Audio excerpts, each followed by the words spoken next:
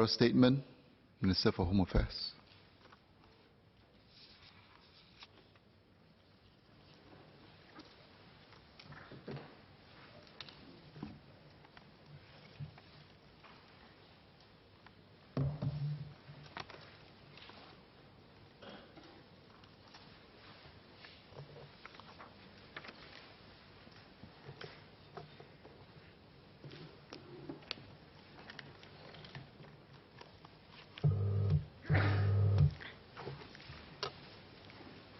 Mr. Speaker, sir, on the 7th of March 2019, the government cancelled the permit for a concert due to be performed by Mortain.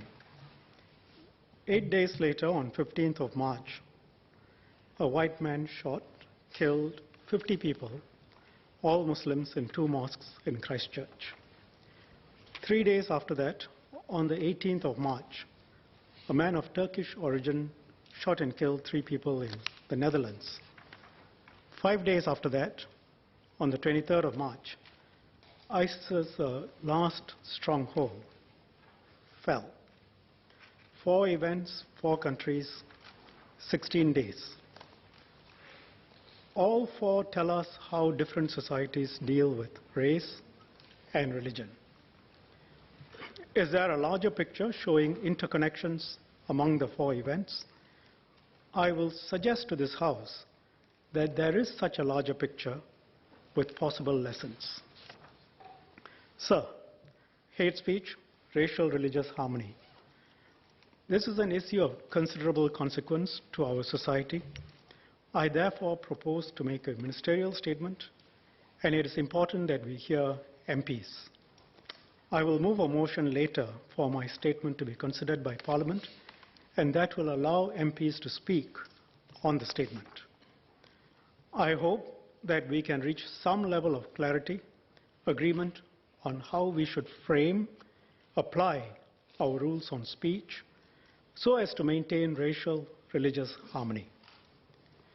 But one point to note as a matter of record, regulation of content of entertainment in general is one of MCI's important functions. Ensuring, amongst other things, that we deal with hate speech to prevent conflict, violence between people of different races, so as to maintain internal security, is one of my ministry's core functions. My ministry as a whole, ISD in particular, spend a lot of time on this. So my speech will focus on this latter aspect, hate speech, racial, religious harmony. I will cover the following areas. First, I will deal with what hate speech is, examples of hate speech, for political leader calling members of a racial religious group vermin that needs to be exterminated. I will share, using research in neuroscience, how hate speech interacts with the brain, how logic and reasoning are ineffective. Second, I will touch on the experience of other countries, how they have attempted to deal with hate speech. And third, I will discuss offensive speech as opposed to hate speech and our approach towards it. Fourth, I will discuss the Christchurch shooting and the lessons we can learn from it. And fifth, I will discuss specifically the cancellation of the Mortain concert. Sixth, I will deal with the arguments that have been made against our approach in dealing with offensive speech. And finally, I will discuss the role of social media in propagating hate speech. So, with your permission, can we display some slides on the LED screens? I think this has been discussed, some specific slides. So, as a first proposition, I assume and certainly hope there will be unanimous agreement in this House that we must preserve racial, religious harmony in Singapore.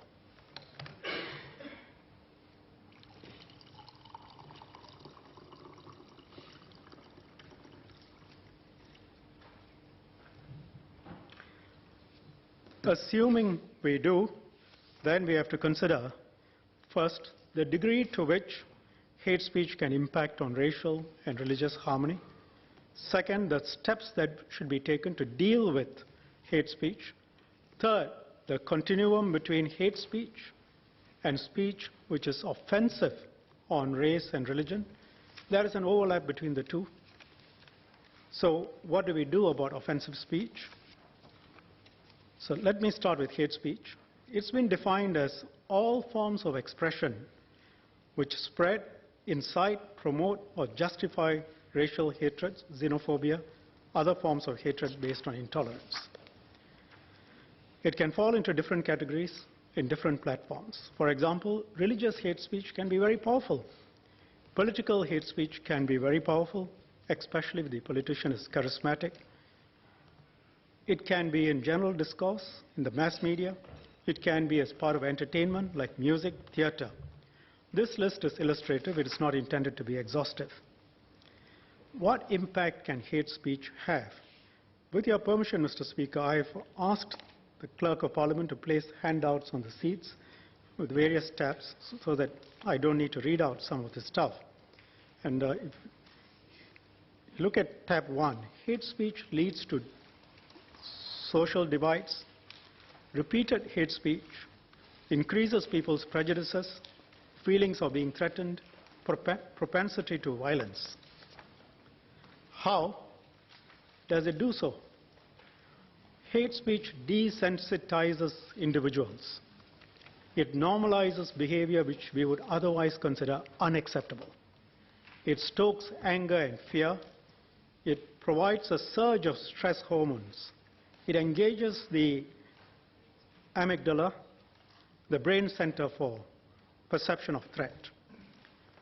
Once that is done, it's harder for people to control their emotions, think before they act. People don't have to be extremists to be moved to violence by incendiary rhetoric. Studies show that just about any person could be susceptible under the right conditions.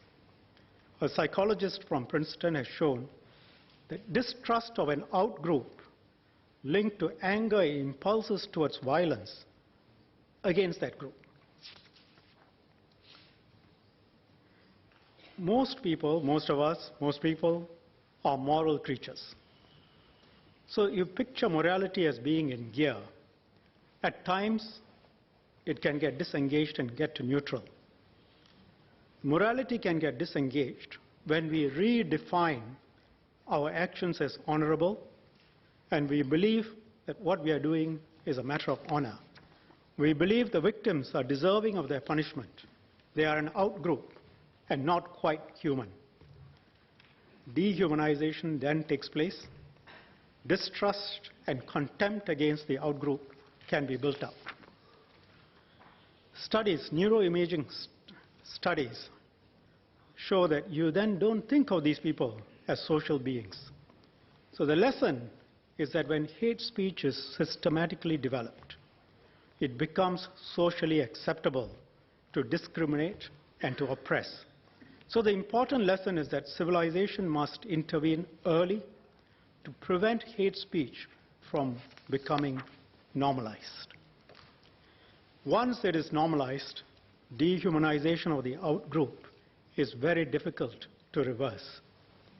Let me set out some real-world consequences of hate speech.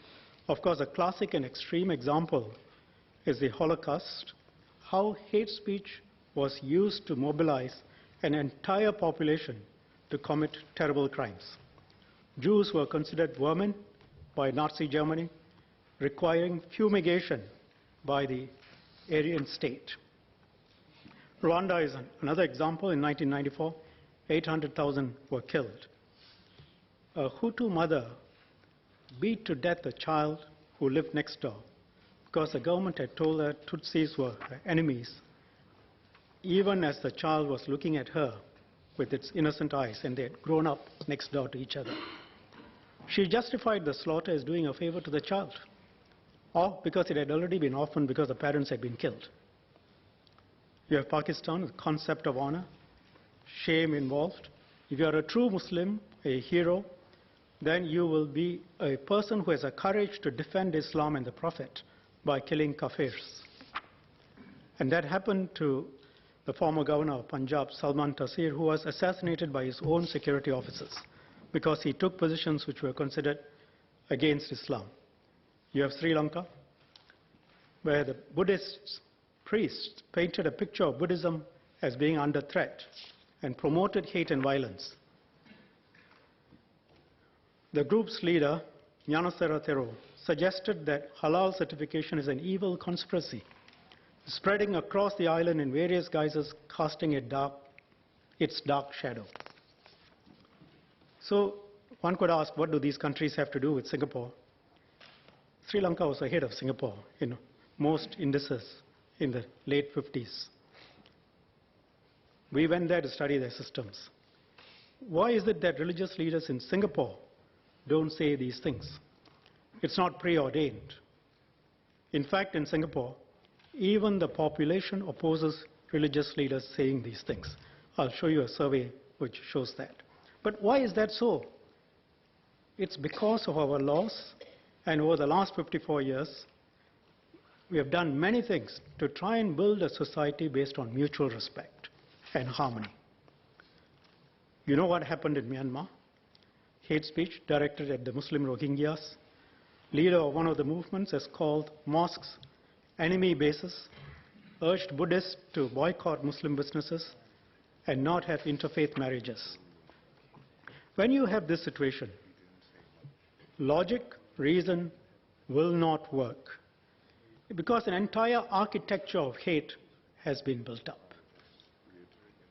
The hateful emotions have been engaged. Marketplace of ideas does not work in these circumstances. In 2018, 2 PhD students did a study in Warwick University. They showed that hate speech triggered hundreds of violent crimes against refugees in Germany.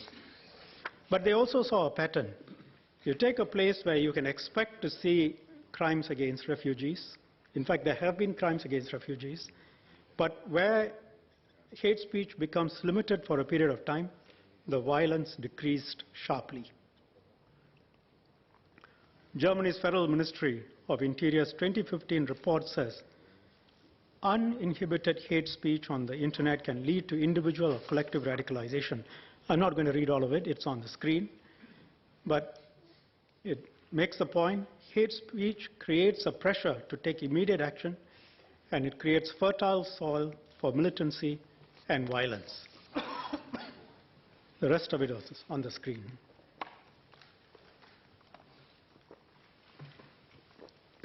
Let's look at songs which spread hate. Studies have shown that music can create powerful emotions in the listener. Listening to violent music stimuli, even without lyrics or videos, can cause greater aggression than listening to no music at all. Songs have been a very powerful medium for spreading hate speech. Hate music has been used to label, devalue, persecute, scapegoat particular groups of people, often minorities.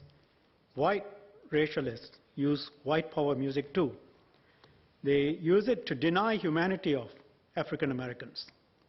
In fact, the way African Americans are dehumanized is to depict them in drawings, stereotypical physical features, which robs them of their humanity, and then through music as well. Some examples of lyrics. It's on the screen. I don't want to read it out, partly because of the language. You look at references to niggers running amok. You can't come out here anymore because now you're faced with a nigger foe. And a lot more not mentionable, not least in Parliament. In the 1990s, there was a study of skinheads in the US to determine factors that were able to distinguish terrorist skinheads from non-terrorist ones. White power music was found to be important to the construction of the identity of the terrorist skinheads. Approximately 91% of terrorist skinheads limited their music consumption to white power bands. German government has described skinhead music as the #1 gateway to violence. Members may have heard of the Malay Power Music Festival in Malaysia. Malay Power movement believes that Malaysia should be an exclusively Malay nation, immigration should end, non-Malays should be expelled. A Malay Power band says this, and I quote, "The lesson that we can learn from Nazism is that we can take extreme racist action if the position of the Malays is affected by these factors." Just across the causeway. A music fest featuring Malay Power nationalists called Rebellion Fest was cancelled just this month in Malaysia. So it's all around us. And there's nothing special about us that these things can't happen here. In summary, hate speech denigrates the outgroup and says the outgroup is the source of the problems, dehumanizes the outgroup, making violence against them justified. The Christchurch killings were motivated by white supremacist ideology. White supremacist graffiti covered the attackers' rifles. The Prime Minister of New Zealand has called for a global fight against right-wing extremists. Meanwhile, Islamic militant groups are using the Christchurch attacks to push a message of hate that the West is at war with Islam. So what should we do about this? Before we look at Singapore, it is useful to look very briefly at how some other countries have dealt with hate speech.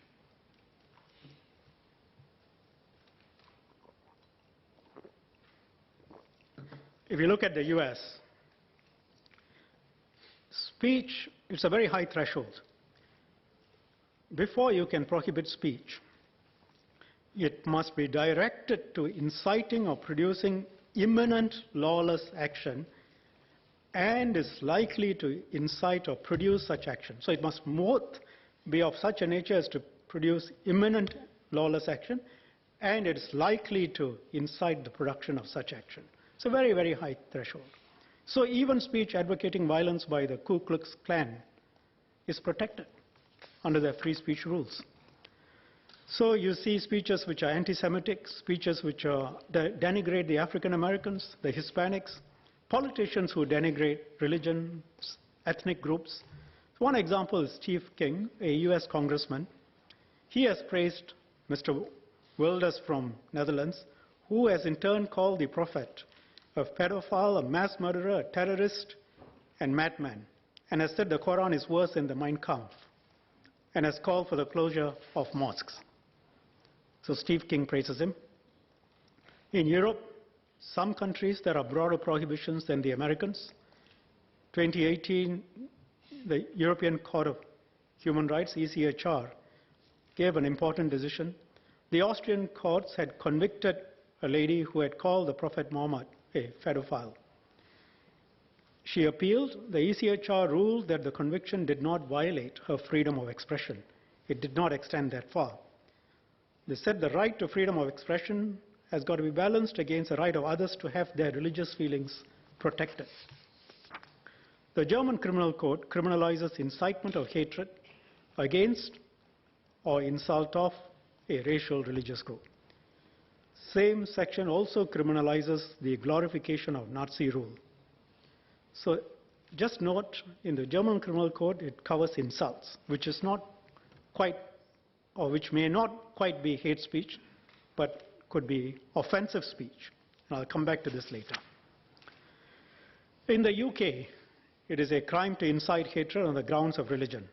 But you can, in the UK, ridicule, insult, abuse any religion, beliefs, practices, or the followers of such religions.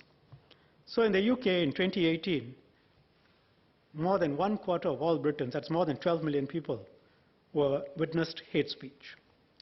Majority were on social media, involved anti-immigrant, anti-refugee language, racist abuse, anti-Muslim comments. So the UK now finds itself fighting on two fronts: right-wing extremists as well as Islamic extremists. Security services are investigating a possible contact between the Christchurch gunman and the right-wing extremists in the UK. And the UK's lead anti-extremism commissioner has said, and I quote, "Frightening amount of legal extremist content is available online, fueling far-right activism."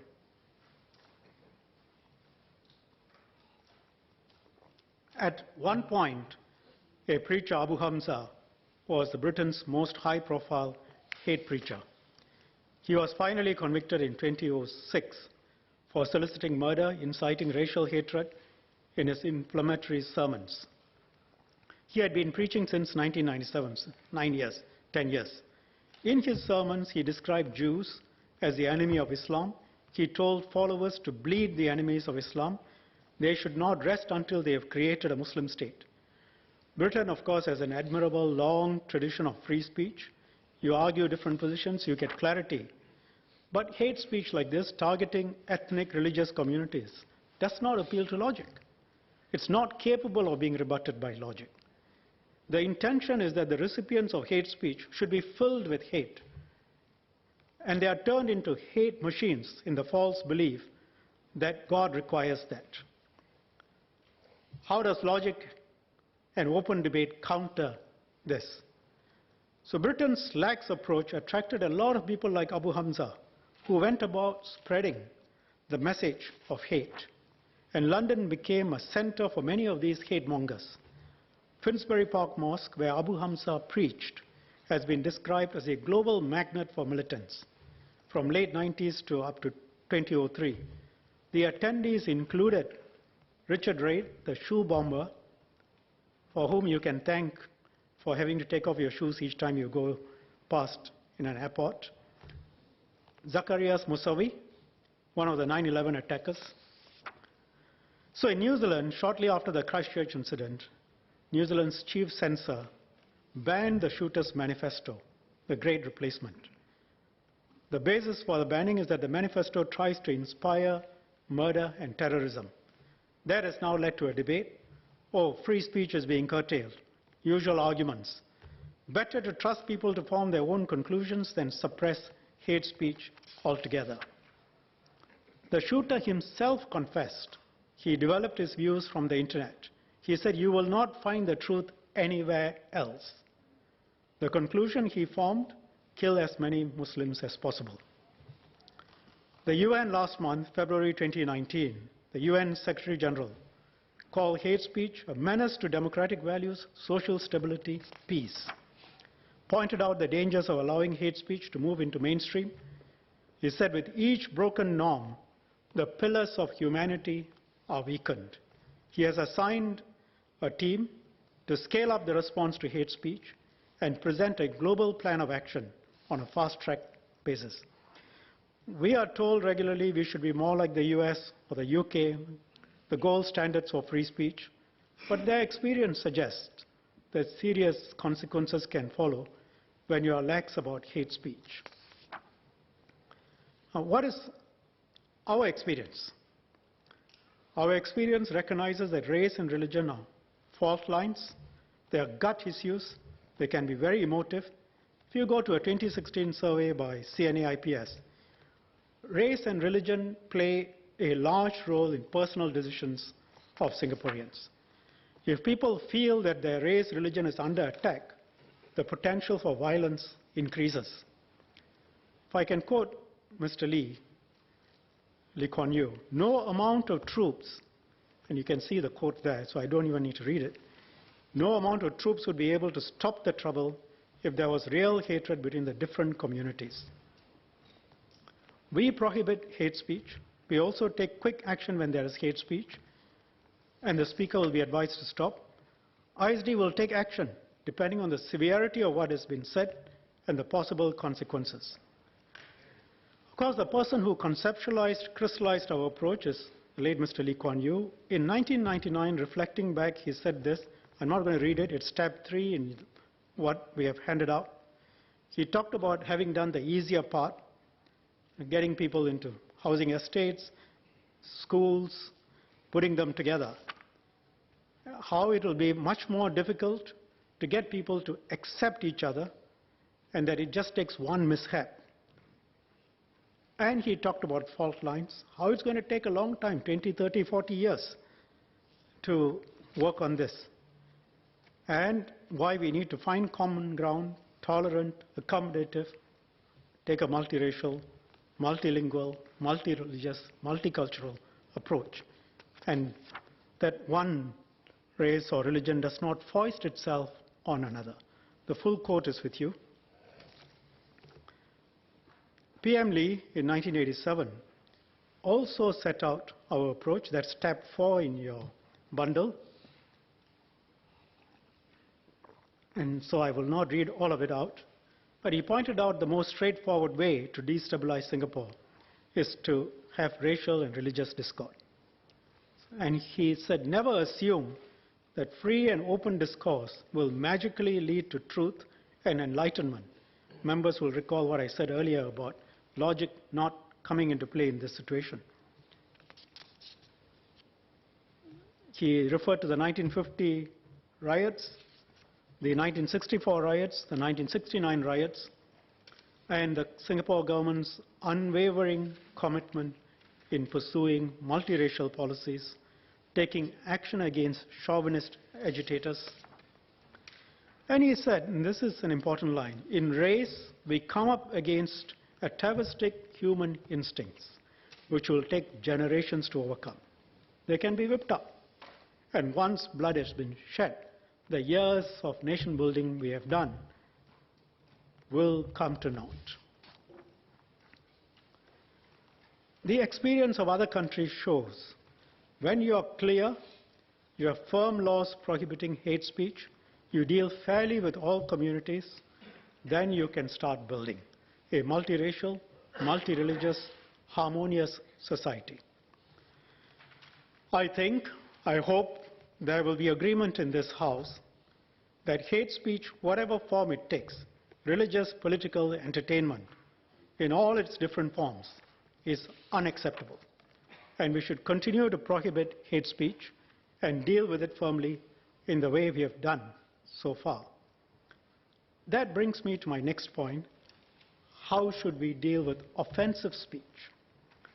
Speech does not fall into neat categories: hate, non-hate, offensive. It's a continuum, a spectrum. There can be acceptable commentary on race and religion, offensive speech, and hate speech. Offensive speech can segue into hate speech, and they overlap, obviously. If you refer back to the definition of hate speech, which I gave earlier, it covers offensive speech. And remember the German criminal code, which covers insults. At the same time, there may be factual observations which are necessary. For example, in a multiracial, multi-religious society, sometimes you have to speak frankly about the issues facing one community or another, and to focus on the issues and to try and find solutions. There may be a need to point out the differences between the races for a variety of public policy reasons. That sort of speech is necessary, unavoidable. I'm not referring to that here. The point is, should we allow offensive speech in general mainstream discourse, even if it is not hate speech? Say, for example, you can regularly in public discourse, including theater, songs, politics, religion, you can joke, you can insult, you can laugh at, denigrate people of another race, another religion. What do you think will happen? Take offensive theater.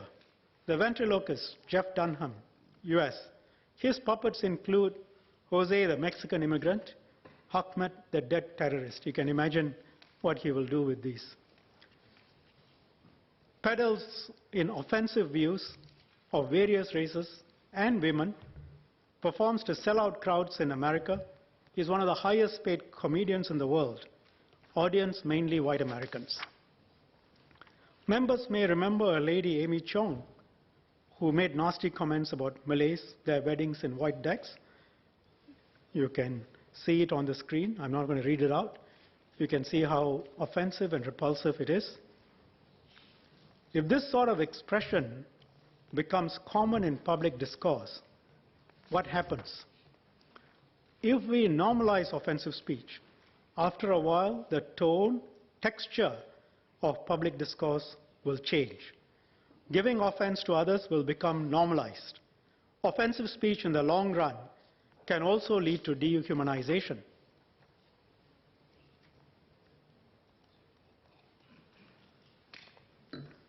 There is emerging work in the field of neuroscience that if an individual observes another member of his own species experiencing pain, he would experience non-conscious neurostimulation which leads to empathy. But such empathy is only triggered when the person is part of your in-group.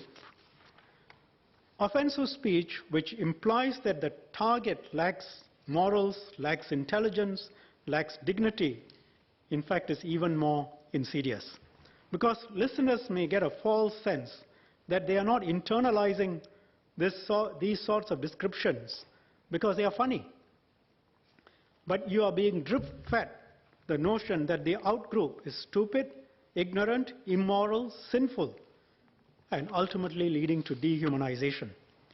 When you think of them as subhuman, therefore you may no longer be bound by moral constraints. Subconsciously, the brain won't feel empathy for them. It's a slower process compared with hate speech. Hate speech moves on turbocharge. Offensive speech is on the same trajectory, but slower. It can take time. But end result is the same. So if you look at our pledge and the ideals, we, the citizens of Singapore, pledge ourselves as one united people, regardless of race, language, and religion. How can we be one united people when every day it is accepted that one race or another, one religion or another, can be publicly insulted, ridiculed, and attacked? Over time, effect will be felt in every aspect of life. Schools, jobs, neighborhoods, politics, environment will be conducive for discrimination, eventually violence. That is why we have restrictions on offensive speech, even when it is strictly speaking not hate speech.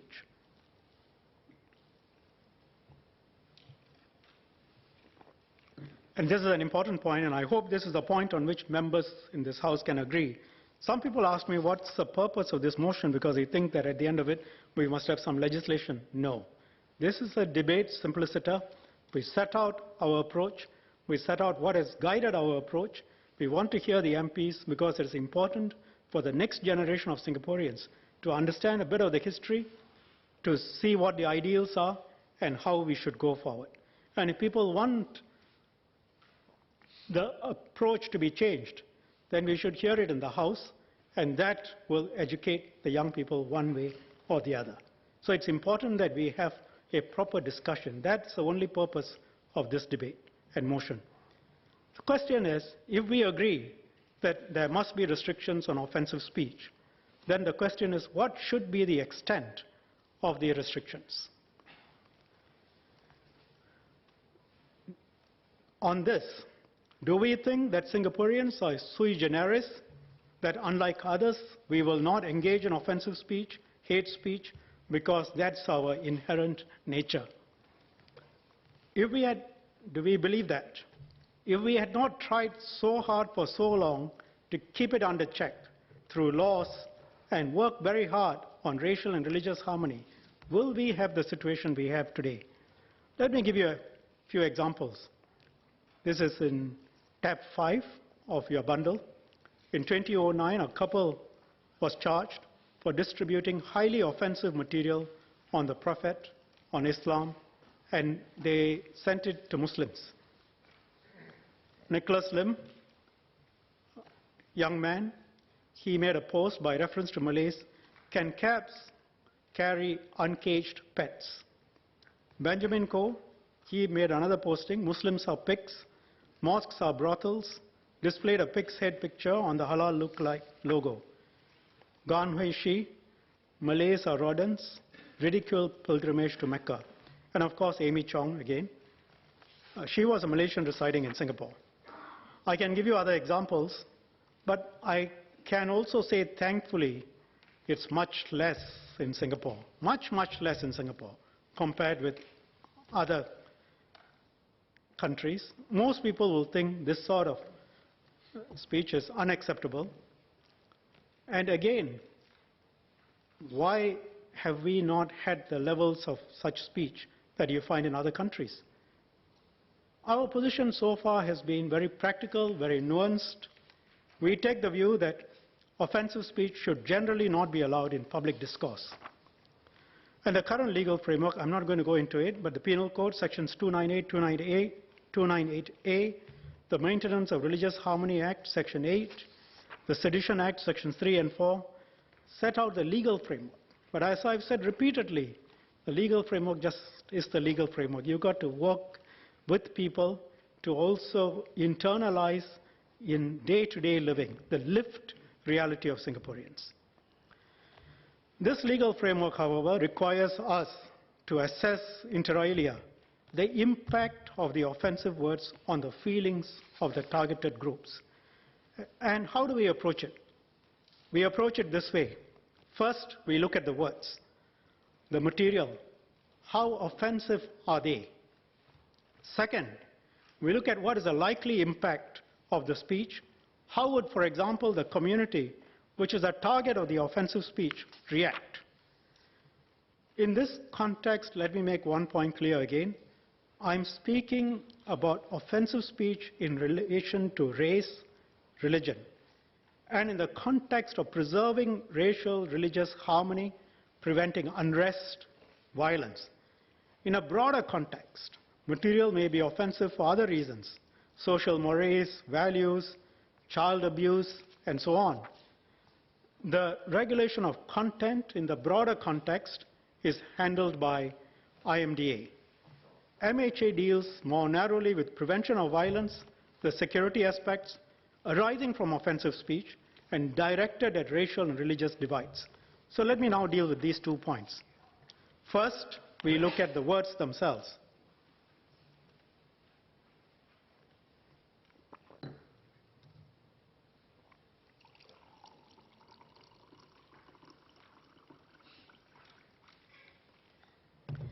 Are the words in themselves derogatory, offensive, insulting to a particular race or religion? I've given various illustrations of offensive words. Again, I really do not want to read them out. It's in tab 6, Amos E, for example, talking about the Muslim community. It's tab 6 in the handouts that you have. They follow a sky wizard. They are dumb. He is a pedophile. And he gives a four-letter description of Christians, describes Buddhists, Taoists. Of course, the US has given him asylum. We're quite happy about that.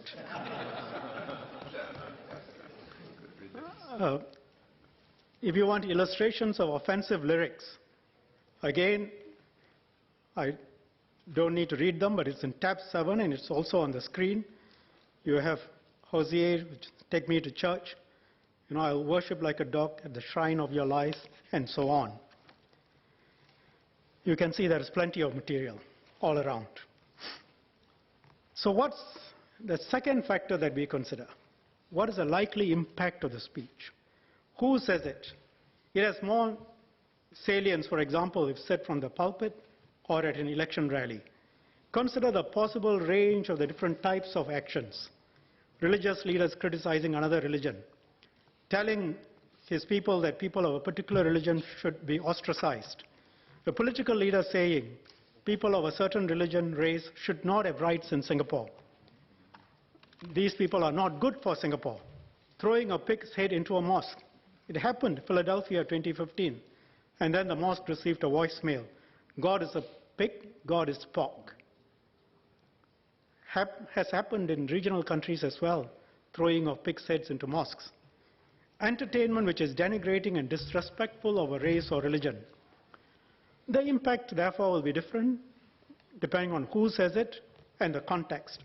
We also consider the occasion, the nature of the event, and the reach. Difference between saying it to 50 people in a private setting compared with publicizing it generally. So, but these factors are not exclusive. So the assessment of the impact is partly subjective based on the nature of the words, the other factors, likely impact on the targeted community. And we also have to accept different religions have entirely different histories, traditions, theologies, and that shapes their outlook even today. And each group reacts differently to different things. So when considering impact, it's not just immediate reaction. The key issues are the security implications of the reaction, and that can be immediate. It could also be longer term by deepening fault lines, creating more tension, and that's the context of the earlier part of my speech. So I don't want to repeat all of that, but as long as you understand this part is fitting in with what I said earlier. So we have to assess. The government is neutral. We proactively accommodate different groups.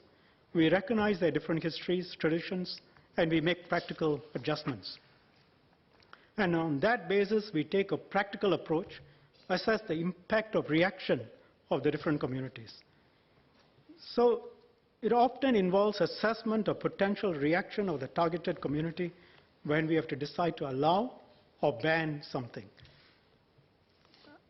I will also caution we have to assess the impact reaction of the majority in the specific community and the security implications of that opinion, which I've referred to earlier. We have to assess where does the weight of mainstream opinion lie. And we cannot be directed by the viewpoint of a person or persons who are extremely sensitive. Really, the approach has to be guided by common sense. And again, I would like to hear from members. Should we change this approach? There are two possibilities which will allow an absolute objective approach. Ban everything that is deemed insulting or offensive by anyone, or allow everything that is insulting or offensive. And I explained why that will eventually lead to trouble. Members will see that either absolute approach is really not doable. So I think members will probably agree with me that the absolute approach is undesirable.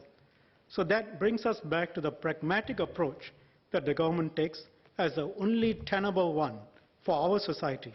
It can be a bit messy, but it has worked so far with relative success and with a bit of give and take. So how has this approach been applied in practice? Let's look at books. We banned satanic verses in 1989. It's considered a literary work by many. However, every Muslim country banned it, and our mainstream Muslim community took offense. But we have allowed other books, films, even when other religious communities were unhappy, based also on our security assessments. For example, Western traditions accept wider levels of contestation.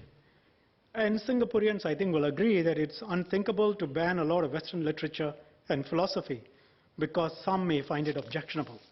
For instance, would we ban Bertrand Russell's Why Am I Not a Christian because it is critical of the faith? Of course not. Would we proscribe Edward Gibbon's Decline and Fall of the Roman Empire because it had a famous section detailing what he thought were the deleterious effects of Christianity on civilization? Again, we don't ban that. We have to take into account the context. Here, the context of what is acceptable in Western tradition is relevant. We are not as liberal as many Western societies, and our approach differs. But we have allowed some books, movies, performances, and concerts, even though a variety of different religious groups have found them objectionable. So in doing that, we assess the reaction of the community, whether there are immediate security issues, whether there are longer-term security issues, by building in deeper fault lines, or whether we think that even though they are unhappy, this is not going to contribute to deepening of fault lines.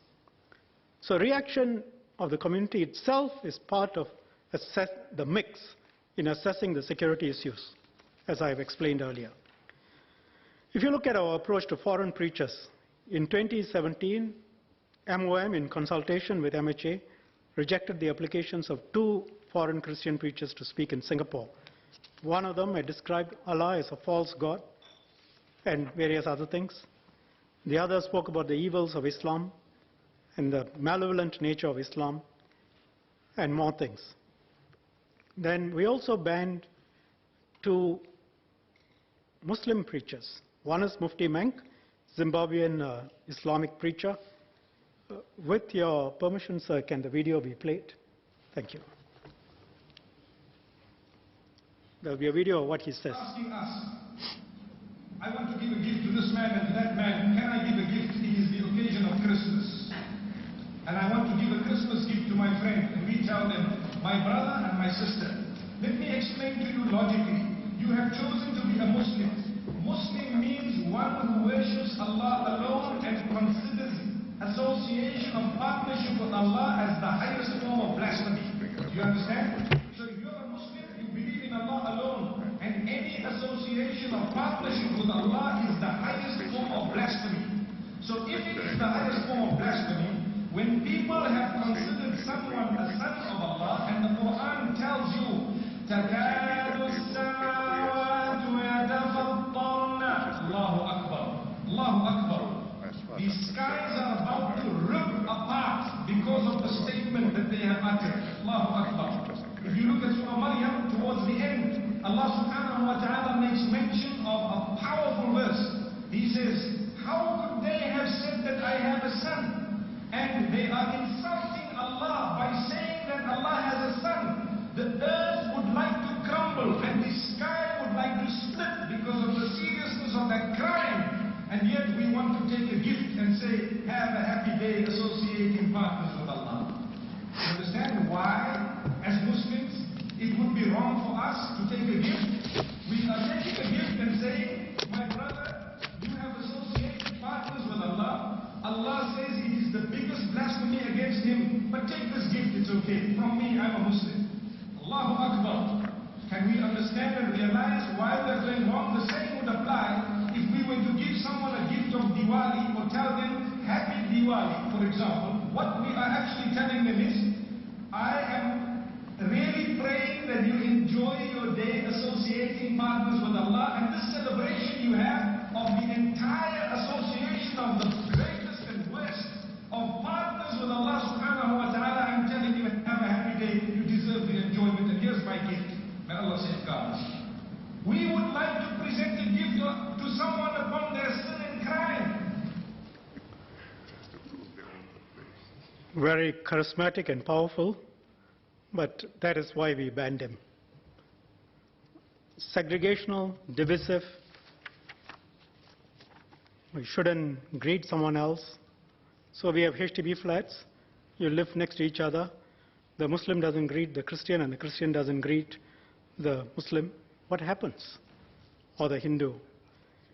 Second video, again with your permission, sir, Dr. Zakir Nayak, if I can let that be. Yes, please.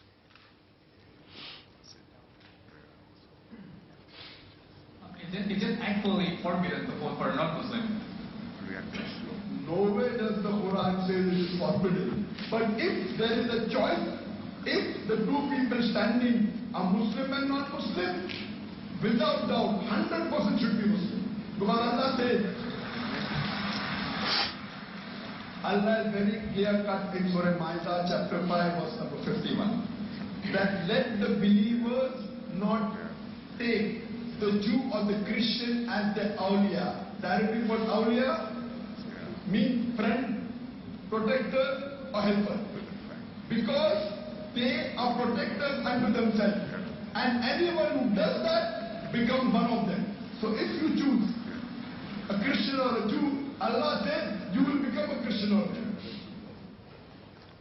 That was said in Indonesia just before the elections for the governor. We have banned him. He has also said Muslims should not take Jews and Christians as protectors or friends. Otherwise they will become Jews or Christians. Make what you will, both of them are Indians. One is in Zimbabwe and the other is now, I think, in Malaysia. Very eloquent. Thankfully, Singaporeans take a different view. The 2019 IPS study shows that 82% of our people believe that a religious leader should not be influencing people's votes in elections. 82% of Muslims in Singapore also believe that. So foreign preachers, we disallow them even if they may not say something offensive in Singapore. If they have been offensive elsewhere, their offensive teachings are available online. You allow them into Singapore. You then allow them to build up a following in Singapore. So we do not allow them. Because eventually that can become seriously divisive, like not shaking hands, not greeting each other, not voting for candidates of another race or religion. Sometimes we won't know everything that a preacher has said elsewhere, and sometimes we have to make a judgment on the degree to which what he has said elsewhere is offensive. Now let me turn to how we have dealt with preachers in Singapore. 2017, a preacher in a local mosque, Imam Nalla, recited a supplication that called for God to grant victory, some people say it's help, over Jews and Christians during Friday prayers. This passage is not in the Quran. A video of his supplication went online. Imam Nalla was charged. He was fined $4,000. He was on a work pass, and he was asked to leave. Why did we take this step? I explained it in Parliament. Charging a cleric is a serious step. On the other hand, I was concerned again about the normalizing effect of such a sermon. If we allow an imam to exhort victory against Christians, can we prevent Christian preachers from saying similar things about Muslims or followers of other religions, or taking some passages in the Old Testament out of context? What will then be the consequence if this becomes a regular occurrence in religious sermons of the different faiths? These things have a momentum, action, reaction. Let's say we have this on a regular basis. What do you think the atmosphere will be like in our common meeting places? So the imam was charged, a line was drawn, he apologized to the Christian leaders and the rabbi of Singapore. And to show that this was a matter of principle and that we accepted the imam meant no actual ill will or malice, I met him openly in a mosque after his conviction, had breakfast with him before he was asked to leave Singapore.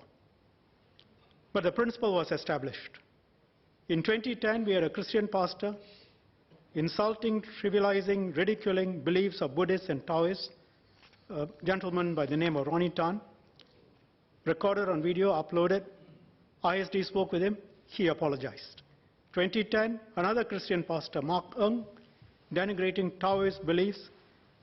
Praying to Taoist deities is like seeking protection from secret society gangsters. ISD spoke with him. He and his church apologized. Mr. Speaker, I repeat, this government makes no apologies for zero tolerance of bigotry. So should the government take a hands-off approach? Some people have argued Singapore is secular. So we should not be banning material that is offensive to Christians, offensive to others. Because we are a secular government, why are we intervening? Leave it to people.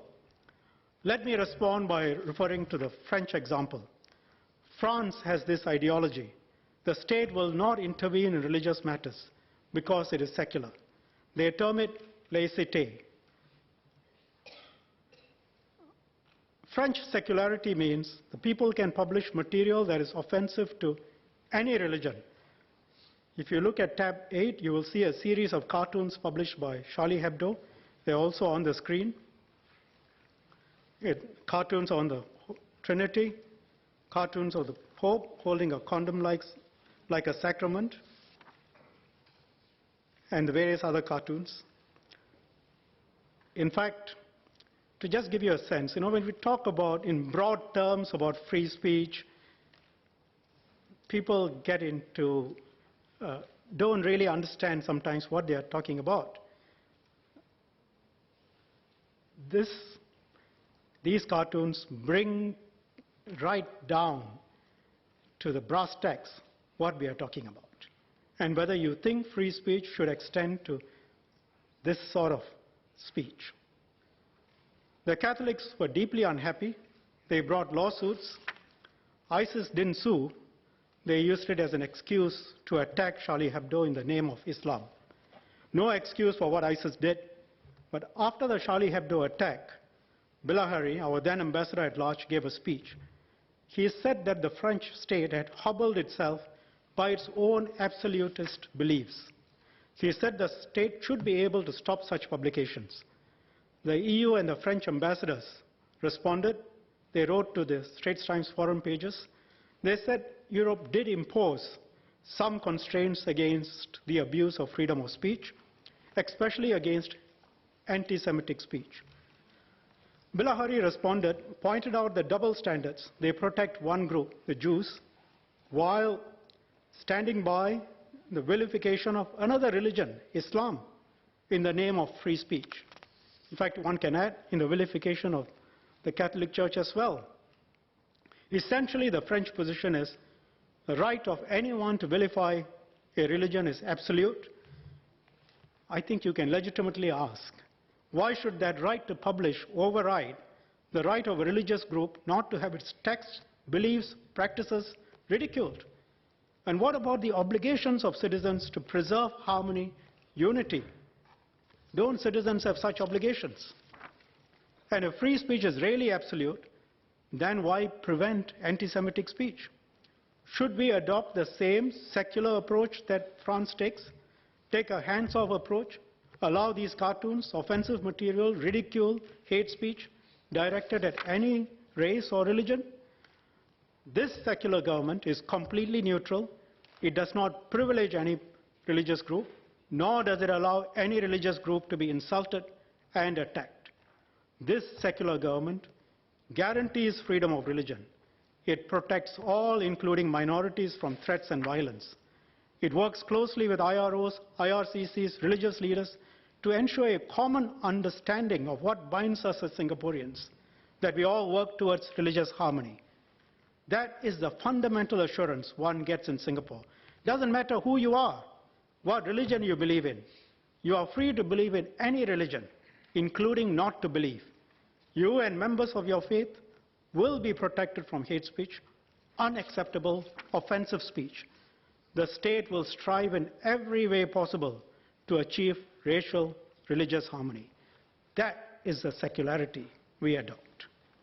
That is different from saying government should take a hands-off approach in the name of secularity, allow people to spread hate speech, promote violence.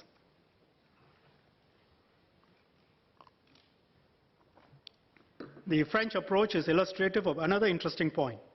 It is guided by a dark history that the rest of Europe shares.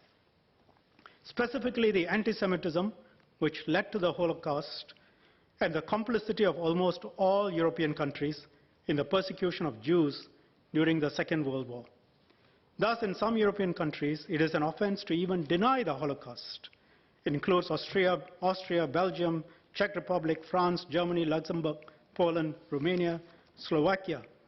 But really, does one have to wait until a Holocaust type of nightmare against a particular group before you act against hate speech? Not for us to say the French or European approaches are right or wrong.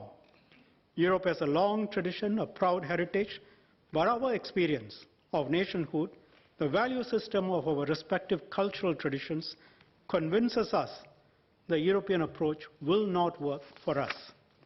Now Europe is grappling with other issues: immigration, multiculturalism. Anti-Semitism is again on the rise in Europe. Extreme right-wing populist movements, in some cases neo-fascists, are rising across Europe. Obviously, the liberal values of racial and religious tolerance are not shared by a fairly significant number of Europeans at this point in time. Tolerance of hate speech does not breed tolerance of difference. We have to decide what works for us. Singapore is only 54 years old this year.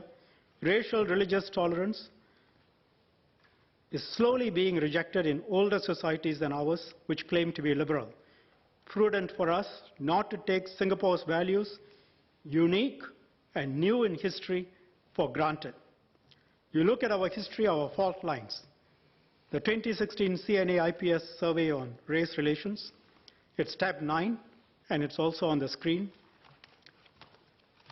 63% of Malays and 62% of Indians and 72% of others thought that there was a majority Chinese privilege. Even nearly 50% of Chinese thought there was such privilege. If you look at another table in the same tab, 40% of minorities felt that majority race was demanding for more rights. If you look at relevance of policies, thankfully, most of our citizens felt that our existing legislation, Racial Harmony Day, Maintenance of Religious Harmony Act, were very good things to have. If you look at racism as a persisting concern, nearly half of the respondents acknowledge the persistence of racism as a problem. Even Chinese, when you ask about their friends, they say 42% are either mildly racist or racist. Openness to race discussion. 2/3 felt that discussions on race were disconcerting because it could be offensive and lead to tension. So you can see we have done well, but the fault lines remain and they run deep and they can be exploited. When 2/3 of Singaporeans believe that mere talking about racial tension or racial issues causes tension, what do you think about offensive speech? Studies have shown we react differently to people from different races. Human brain fires differently when dealing with people outside of one's own race. And I'm quoting a study on that. We are more likely to trust those from the same race. And I quote, shutting our eyes to the complexities of race does not make them disappear, but does make it harder to see that color blindness often creates more problems than it solves. You look at the former Yugoslavia. Muslims, Christians lived side by side for nearly 500 years, and not just 54 years. Substantially similar genetic makeup, shared history. When Yugoslavia broke up, genocide and atrocities. Let me now turn to the Christchurch shooting. It just suffered its worst ever mass shooting. Right-wing terrorist acting out his hate-filled ideology wanted to create fear among the Muslim community in New Zealand. Response of the New Zealand Prime Minister and the people of New Zealand has been quite amazing, and there is much for us to learn from them. The Prime Minister embraced the Muslim community, showed that she is sincerely shared in their pain and loss. And the people of New Zealand have displayed great strength and resilience. They have shown the world how to respond to a terrorist attack, not with hate, but with rejection of the message of the terrorist. In Singapore, we have been building up our resilience of our citizens through the SG Secure movement. We don't have the history that New Zealand does, and our population is much more diverse. Nevertheless, I can only hope that as a nation, we can respond in the same way in the face of terror. New Zealand has a small Muslim population compared with us, relatively. New Zealand police have in recent years taken steps to understand and engage their Muslim community. They have even employed a number of our officers for this purpose, including 2 Muslim officers from the Security Command who have relocated there. Let me now turn to the Watch In concert. The lyrics and the beliefs of the band denigrate Christianity. Seriously offensive. Their own fans acknowledge this. Natural, therefore, for Christians to take offense. IMDA received the application from the organizer in the end of December 2018. MHA was then informed of the application. After considering, MHA initially told IMDA that MHA objected to the concert. IMDA then requested a reconsideration of MHA's position. IMDA also proposed that its detailed licensing conditions and requirements for the concert for MHA's consideration. Restrictions are quite substantive. Concert would be classified R18, removal of songs that may be potentially sensitive, no religious symbols used during the concert, no reference to religion in the band's on-stage dialogue. Content should not derogate any faith or promote any cult practice, nor advocate or promote violence in any way. No ritualistic or satanic acts, and a number of other conditions. MHA then informed IMDA that while it was still concerned, it will leave it to IMDA to decide on issuing such a restricted license. That restricted license was issued on the 5th of March. On the 7th of March, MHA asked IMDA to consider cancelling the concert 2 days later, and IMDA cancelled the license in view of MHA's serious concerns. The initial assessment was that if the band did not perform offensively in Singapore, that should be acceptable. 2 days before the concert, MHA received reports of mainstream Christians being very concerned, offended. My officers met with Christian leaders, leaders of other religions. Our MPs gave feedback, both Christian and non-Christian MPs, many others. Given that many Christians felt this was deeply offensive and denigrating, MHA advised IMDA to cancel.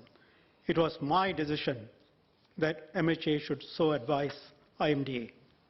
My officers and I take into account both the reaction of the Christian community and, as I explained earlier, it's not just the reaction of the community, but the broader security implications of that reaction, both immediate and the medium and longer term consequences. It was a judgment call. The ban comes from a largely Christian country. 67% of Swedes belong to the Church of Sweden. With the restrictions imposed, we assessed that the concert should be all right.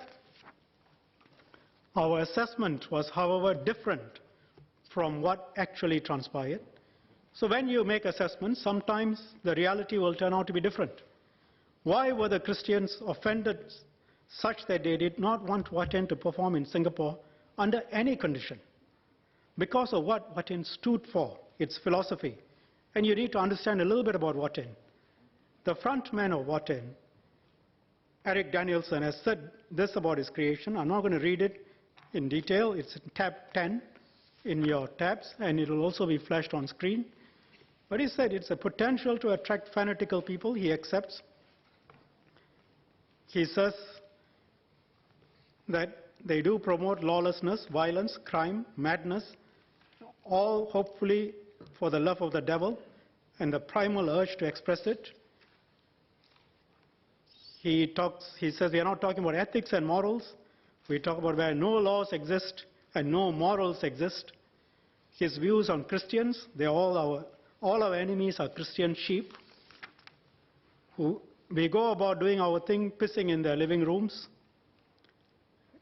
Music does have the potential to make people do bad things. He was asked whether he feared that he would be misunderstood and that someone might go and start shooting in a mall. And he said that wouldn't be a misunderstanding.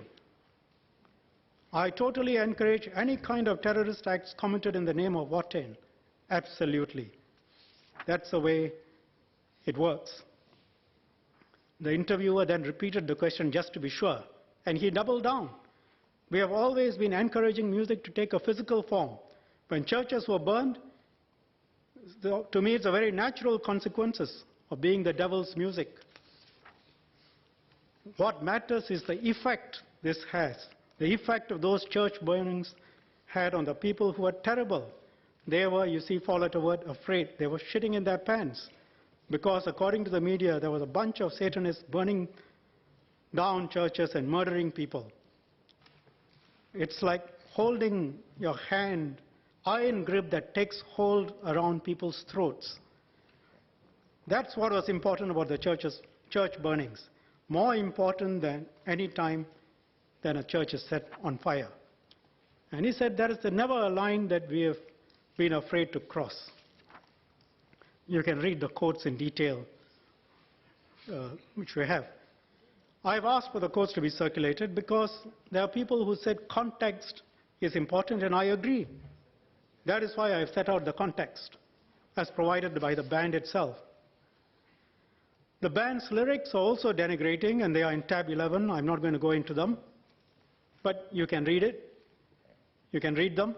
So members may then ask, given all this, why did we in the first place allow the band to perform or give permission for the band to perform? As I said earlier, we thought that if we told them you will not play any lyrics that are offensive to Christians and imposed other conditions, and there were going to be about 200 people there, that would strike an appropriate balance. But church leaders we spoke with, others, understood our rationale. They nevertheless felt that we should not allow this particular performance.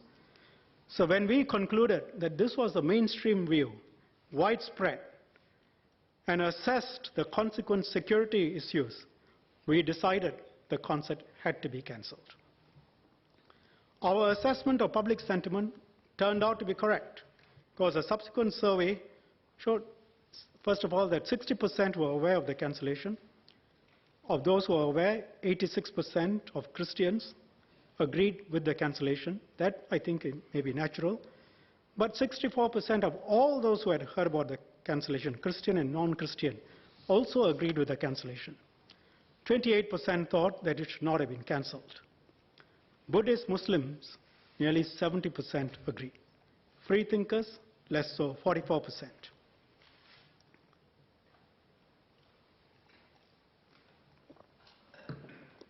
I recognize some Singaporeans disagree with the government.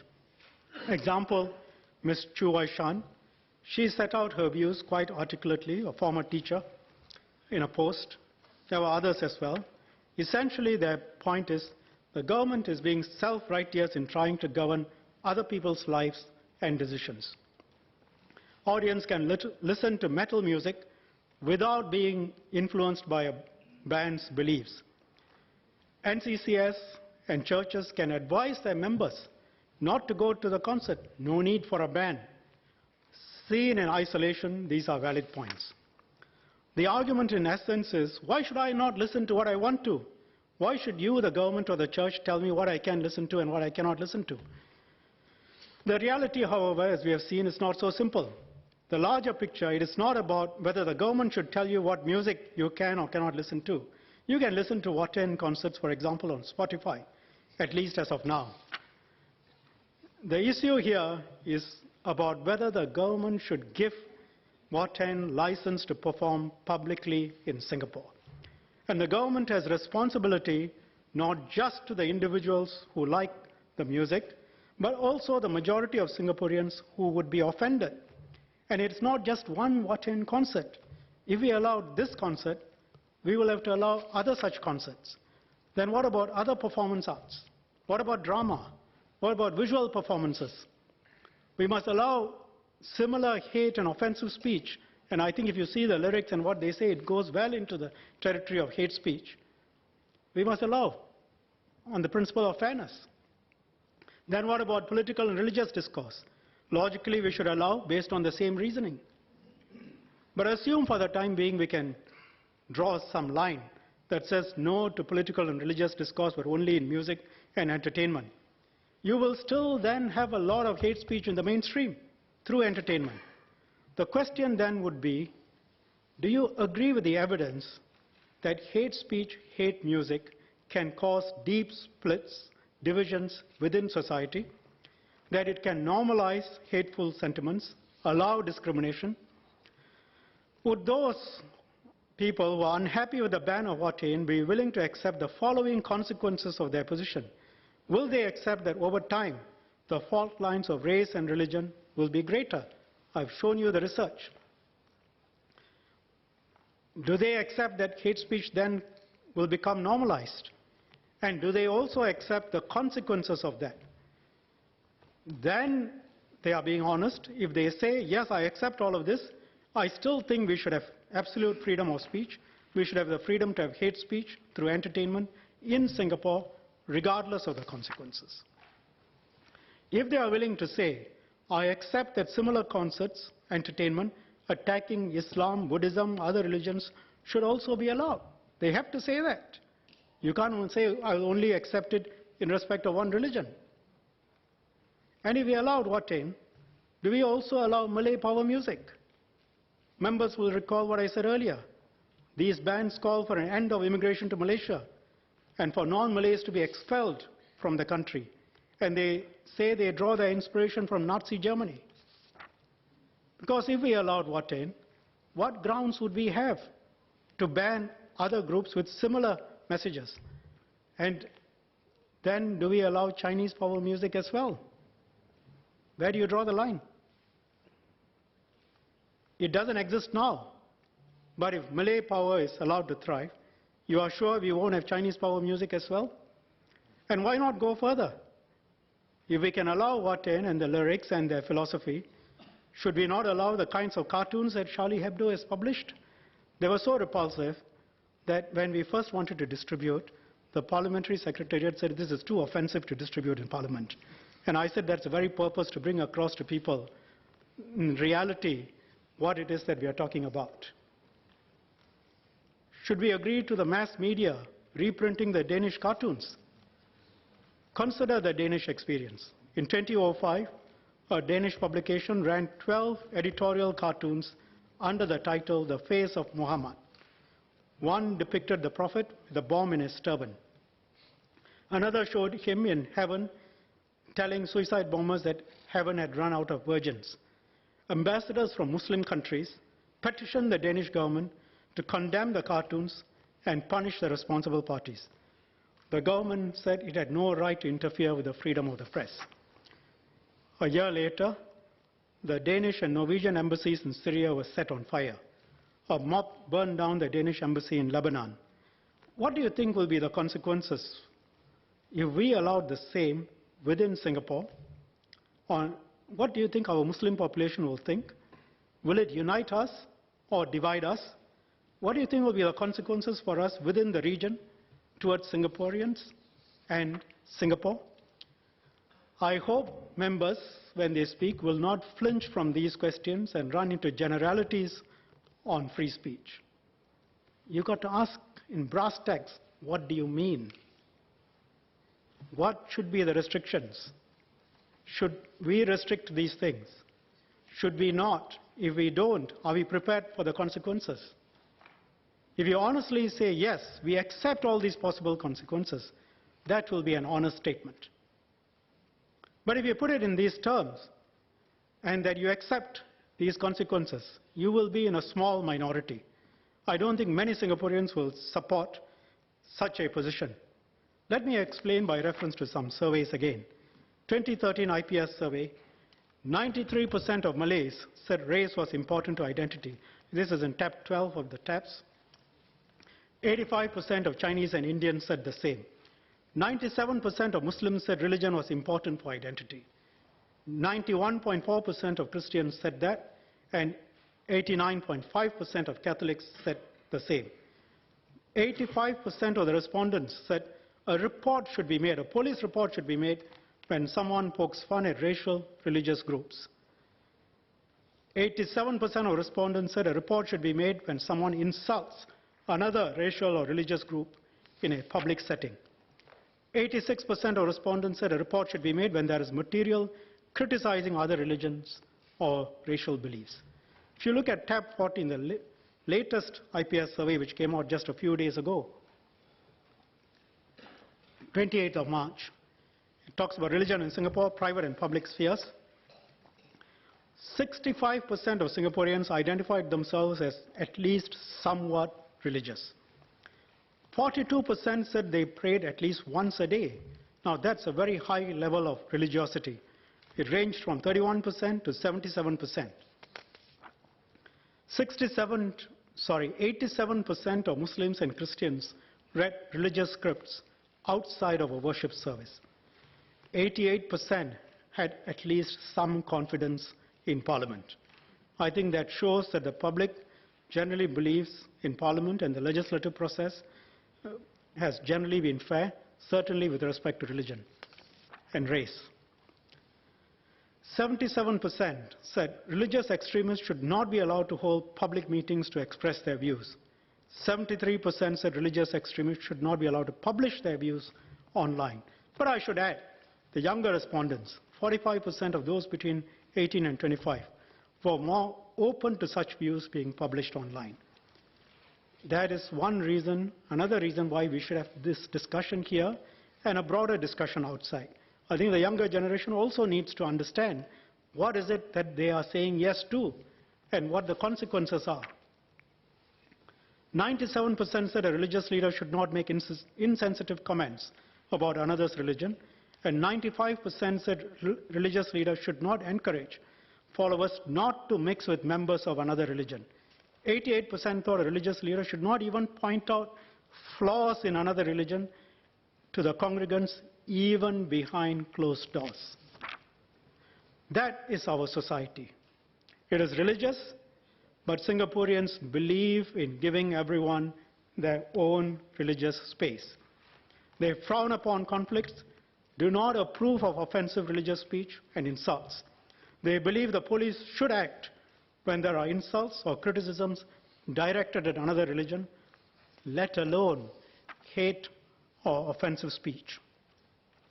These views have been molded by our own experiences and our understanding of why we have racial religious harmony in Singapore. It shows the support of Singaporeans for the approach we have taken so far. Now, some commentators online have also said dark suggestions of a Christian conspiracy. They have a hold on government. Government bowed to their power. Overrepresentation of Christians in institutions of power. They try to turn it into a Christian versus others debate. I say nasty, opportunistic, and dangerous.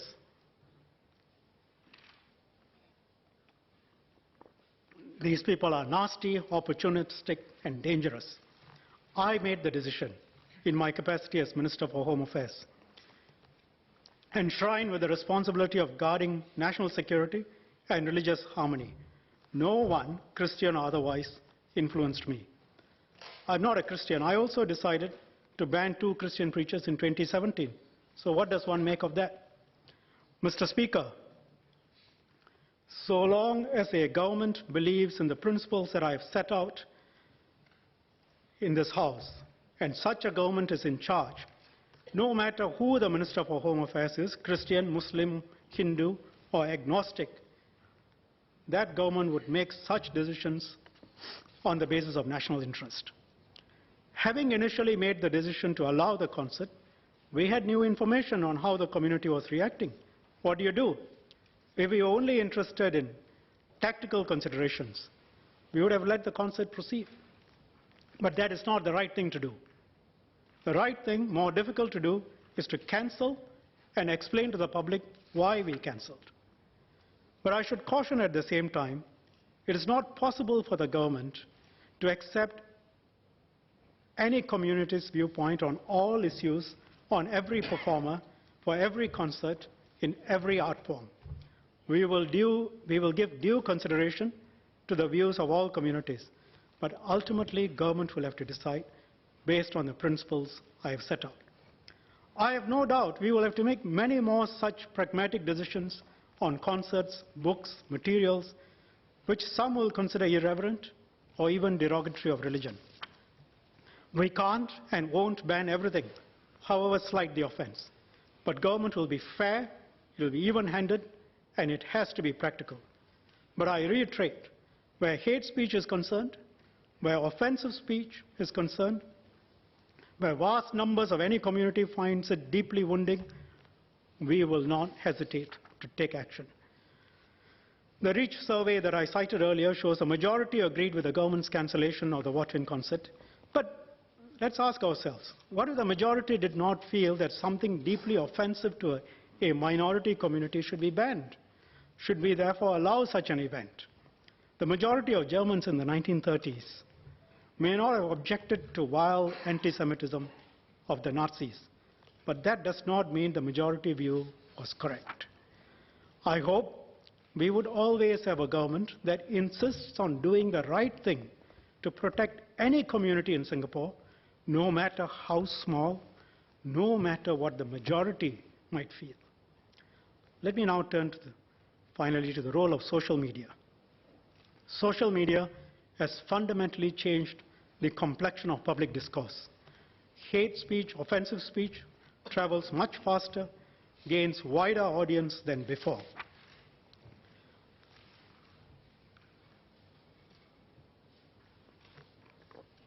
I had earlier quoted a study in Germany. What was telling about that study is that when there were internet outages or service disruptions to Facebook, incidents of anti-immigrant violence dipped in the very places where they were high. Social media platforms have shown themselves to be unable, unwilling to deal with hate and offensive speech. They have not taken real responsibility for the content circulating on their platforms. They earn money by advertising. The more eyeballs, the better. Using algorithms, they can deliver news reports that are likely to elicit outrage and responses. I have put in tab 14 some fairly offensive pictures. They're also on screen. White women being violated by immigrants. Someone is killing her child meanwhile.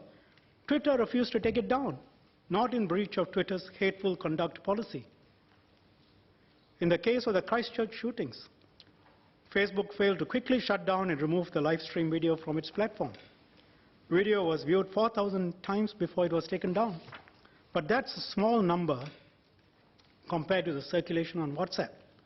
And Facebook will tell you it cannot do anything about that because of encryption. I think the Prime Minister of New Zealand put it well when she's called for social media companies to take responsibility for contents they published. It cannot be a case of all profits and no responsibility, she said. The Australian Prime Minister has talked about imposing criminal charges on social media companies that are not responsible. Mr. Speaker, I drafted the speech before Mr. Zuckerberg's latest statement. That obviously has to be studied carefully. Prior to the shootings in Christchurch, it was said that white racialist hate speech cannot be taken down, should not be taken down. In a few days, that position seems to have changed. We will need to deal with this. The bill that has been tabled on online falsehoods is one step. We will have to consider what else. Let me now conclude, Mr. Speaker, sir, by saying the following. Our approach to race and religion has largely been successful. The lived reality of Singaporeans is the test. In a Gallup World Poll in 2016, Singapore ranked top out of 140 countries for tolerance of ethnic minorities.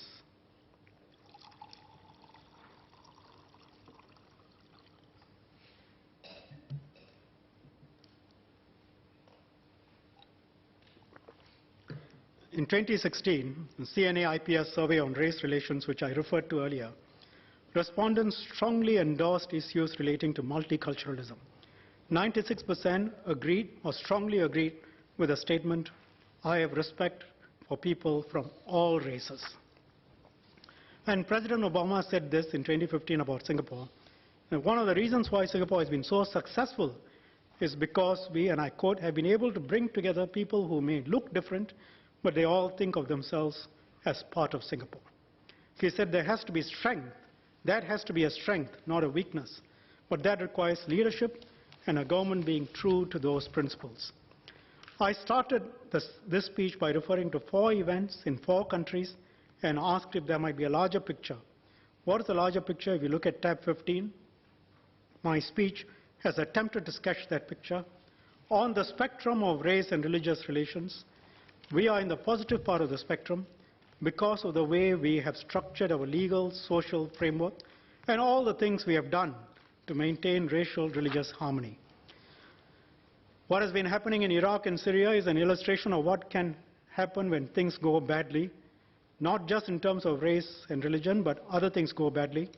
So they are in the deeply negative part of the spectrum. New Zealand represents a warning and alert to us. Even a country which can fairly be described as heaven on earth can suffer a serious attack. It shows how hate speech can fuel crazy people. And what happened in New Zealand can happen elsewhere. So New Zealand is positive on the spectrum, but uninhibited hate speech can have terrible consequences. Netherlands, Utrecht. Problems that extremism poses, even in advanced, prosperous societies, is shown up by that attack. Integration issues in Europe. So it's a flashing amber light. And German Chancellor Angela Merkel has said the multicultural concept is a failure, an absolute failure. She's talking about Europe. We don't want that in Singapore. Former British Prime Minister David Cameron said, "We have failed to provide a vision of society to which different cultures feel that they want to belong. We have even tolerated these segregated communities behaving in a way that runs counter to our values. For us, cancelling of Watain is one discrete step. Why we did that can only be understood by understanding the larger picture of why we are in the positive part of the spectrum. And that is why we are different from so many others. Our current racial and religious harmony didn't fall ready-made from the sky. It is not part of the natural order of things. There is nothing natural about it. We engineered this over many decades. People accuse us of social engineering. So what, I ask? We imposed ethnic quotas in housing to prevent racial enclaves in our housing estates and possible ghettos, banlieues, as they are called in France. I'm sure I'm not pronouncing it right. We have GRCs to ensure minority representation in Parliament. Look around this House. Could we have guaranteed this number of Malay Indian members if not for GRCs? We have the Presidential Council for Minority Rights. Checks that bills passed by Parliament do not discriminate against any racial or religious community. We have protection of minorities written into the Constitution. We have the Maintenance of Religious Harmony Act. Everyone knows in Singapore, we will have no hesitation arresting any bigot of whatever persuasion. Anyone burns the Bible or Quran or any holy book in the name of freedom of speech, ISD will deal with him. We long ago stopped Christian preachers from evangelizing insensitively amongst Muslims. We have had a recent case in Clementi of an attempt to evangelize to Muslim boys, and police are investigating. We have the current harmony because we did all this, not despite, but because. We took no chances. We brooked no agitation on race and religion. We refused to let the state bow to any religious or racial group, minority or majority. In Singapore, we organize ourselves horizontally. All races and religions are treated equally on the same level. Most other countries in Asia, if not all, either explicitly or implicitly organize themselves vertically on the basis of ethnic, religious hierarchy, including a liberal democracy like Japan. Our uniqueness in this respect should not be underestimated. Equality of races and religions is not the natural order of things. It has to be defended. On the very first day of our existence as a sovereign, independent state, the founding Prime Minister said, "This will not be a Chinese nation, not a Malay nation, not an Indian nation." From the beginning, the government determined it will base its legitimacy by appealing to all Singaporeans, not just the majority Chinese. That determination to be multiracial, multi-religious, that determination that no one will be squatted upon on account of his race or religion, the color of his skin, or the language he speaks, that's why we became independent, and we mean to keep it that way.